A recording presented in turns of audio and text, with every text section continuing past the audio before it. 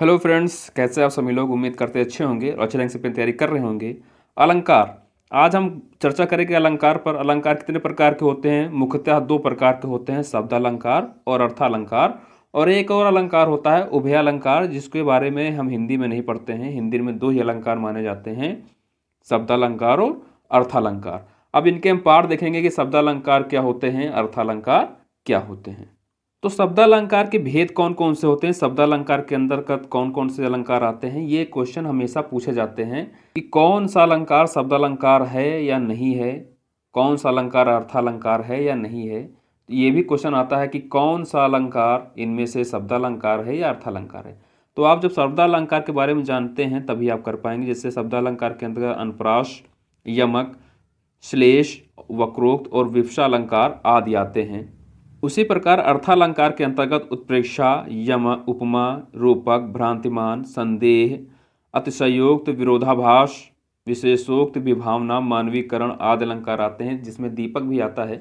शब्दालंकार का मतलब होता है शब्द के, किसी भी शब्द से अलंकार का पता लगाना शब्द अलंकार के अंतर्गत आता है।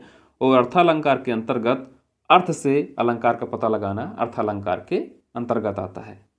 ये प्रश्न हमेशा पूछा जाता है, ये बहुत ही इंपॉर्टेंट है कि भरत मुनि के अनुसार अलंकार क्या है। तो भरत मुनि ने नाट्यशास्त्र में उपमा, रूपक, दीपक, यमक अलंकार का उल्लेख किया है। ये क्वेश्चन पूछता है कि भरत मुनि ने कुल कितने अलंकारों का उल्लेख नाट्यशास्त्र में किया है। तो कितने का उल्लेख किया है? 4 का उल्लेख किया है।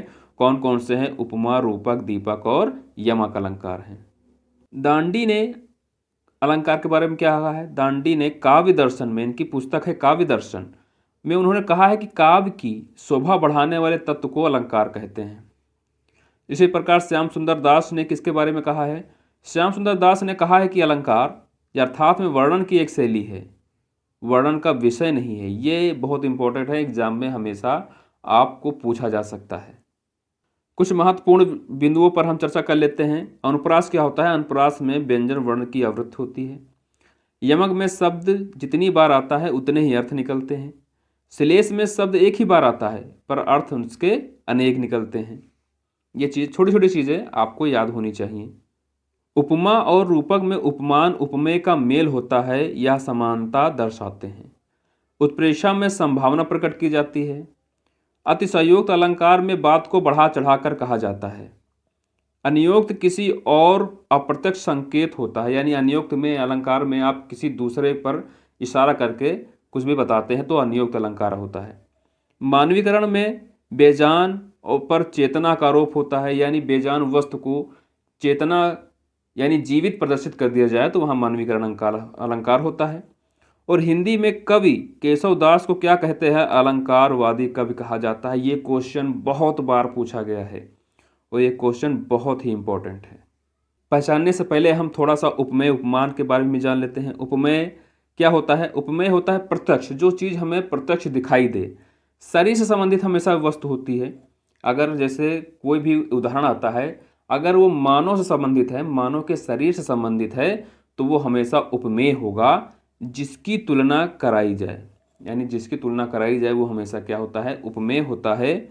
उपमान अप्रत्यक्ष होता है, यानी दिखाई नहीं देता है। जैसे दिल, मानव शरीर के अंदर क्या है? दिल। दिल क्या दिखाई देता है? बिल्कुल नहीं, ये क्या है? अप्रत्यक्ष है। और ये हमेशा प्रकृति से संबंधित होगा, प्रकृति से संबंधित होगा। और जिससे तुलना कराई जाए, इसको कैसे पहचानेंगे? जिससे तुलना कराई जाए। इसका जब हम एग्जाम्पल कराएंगे आपको तो आपको एकदम सरल भाषा में आपको समझ में आ जाएगा। साधारण धर्म क्या होता है? जो दोनों में उपस्थित हो। साधारण धर्म क्या होता है? जो दोनों में उपस्थित हो। वाचक पद क्या होता है? से, सा, सी, सरिस, सम के समान आदि शब्द वाचक पद आते हैं। ठीक है, जब हम उपमा अलंकार करेंगे तो इसमें ये हमेशा प्रयोग होगा। पहला प्रश्न दिया हुआ है, दी गई निम्न पंक्तियों में अलंकार पहचाने। कुंद इंदु सम देह, उमा रमन करुणा अयन। तो इसमें कौन सा अलंकार है? अनुप्रास, यमक, रूपक, श्लेष। यमक के बारे में पढ़ चुके हैं कि जितनी बार शब्द रिपीट होगा उसके अर्थ उतनी बार अलग अलग होंगे। श्लेष भी अभी हमने श्लेष में को भी छोटे से नोट्स में देखा था कि अर्थ एक होगा, शब्द एक होगा लेकिन उसके अर्थ अनेक होंगे, ये दो हो नहीं सकते। तो यहाँ पे आप देख रहे हैं इसमें क्या होगा? इसमें का रिपीट हो रहा है। ना रिपीट हो रहा है। ठीक है, तो इसमें कौन सा अलंकार हो सकता है? अनुप्रास अलंकार हो सकता है। इसमें कौन सा अलंकार होगा? अनुप्रास अलंकार होगा। अब अलंकार के भी कुछ भेद होते हैं, 5 भेद होते हैं। कौन कौन से होते हैं वो भी देख लीजिए। अनुप्रास अलंकार के 5 भेद होते हैं: छेकानुप्रास, वृत्त्यानुप्रास, लाटानुप्रास, अंत्यानुप्रास और सुत्यानुप्रास। इनके हम सारे एग्जाम्पल आपको कराएंगे कि आप आसानी से इनको भी पहचान सके। निम्न में कौन सा अलंकार है, पहचाने। मांगी नाव न केवट आना, मांगी नाव न केवट आना। तो आप देख रहे हैं इसमें क्या हो रहा है, शब्द एक ही जैसे हैं, बस इसमें डॉट यानी कॉमा का ही अंतर है। इसमें है कॉमा का ही अंतर है। तो इसमें कौन सा अलंकार होगा? अनुप्रास अलंकार तो होगा, ठीक है, अनुप्रास अलंकार के अंतर्गत ही आता है। तो इसके अंतर्गत देखना है कौन सा अलंकार है। ये छेकानुप्रास है, लाटानुप्रास है, अंत्यानुप्रास है। तो इसमें कौन सा अनुप्रास है? लाटानुप्रास है, क्योंकि लाटानुप्रास में ऊपर की लाइन और नीचे की लाइन सेम ही होता है, बस अंतर किसका हो जाता है? कॉमा का अंतर हो जाता है। अगला प्रश्न है, काली घटा का घमंड घटा। इसमें क्या है? यमक है कि श्लेष है कि रूपक है कि उत्प्रेक्षा है? श्लेष अलंकार में क्या होता है? एक शब्द के कई अर्थ निकलते हैं।